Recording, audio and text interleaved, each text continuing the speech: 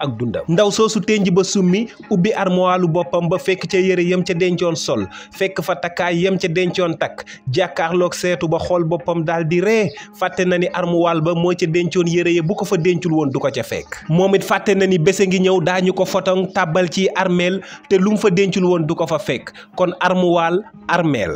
ki takk ndaw soosu nag rere yàpp wata boor ju liggéey ci der summeeku fanaanoog jabari dono ñu nodd fajar ca jàkke ja te sab tànk jaaru fa boo dee mbërit doo waada.